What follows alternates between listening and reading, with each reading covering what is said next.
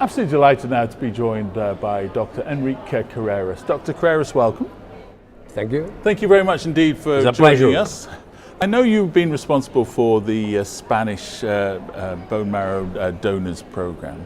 Talk us through the registry and your latest drive to increase the number of donors. Our intention in 2008 was to increase the number of cord blood units because there was as few cord bloods in the world, and we started a big program called National Program for Cord Blood Units. It was a big success, and in a few years we had to reach to have the 10% of all the world units of cord bloods and provide many cord bloods to all the world.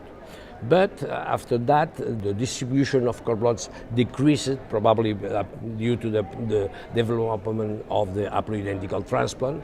And then we observed that the number of donors in our registry was too small. And then we started a second plan in 2012. It was the national plan for bone marrow donation.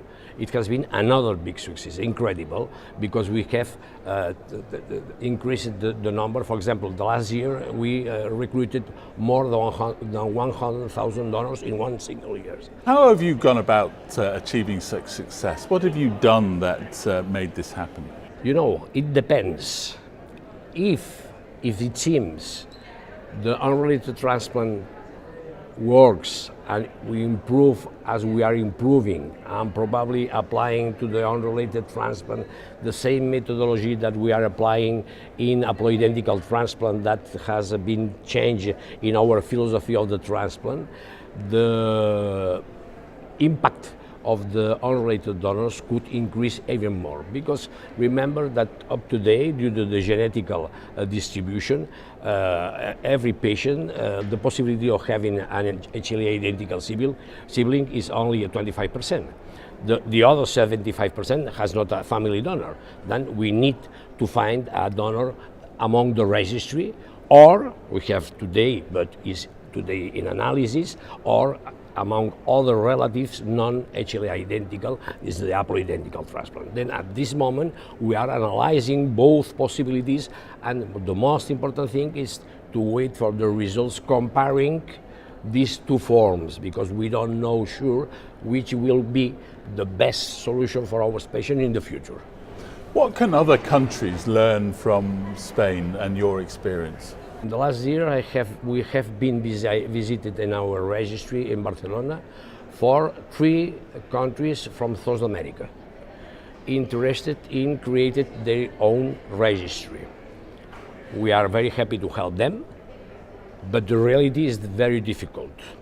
It's not easy to create from zero a registry, and probably for these emerging countries that want to recruit donors, probably it's easy to have an agreement with a registry working, as for example us, and to put provisionally the donors in our registry. We offer these donors to the world, and they start to work in the internal structure of the registry, because it's very complicated. So I know you've been invited to take a leading role in the upcoming Physicians Handbook. How's that coming along? The scientific committee of the BMT, despite not being member directly from the scientific committee, has invited me to become project leader of the new edition of the handbook. That we will hope that in the next EBMT meeting it could be ready to be distributed among all the assistants. We are working hard on that. You know, there are more than 100 authors. That is very difficult, more than 100 chapters also. We are trying also to provide it as an e-learning, like an app or in a web page, in order to be accessed to this book.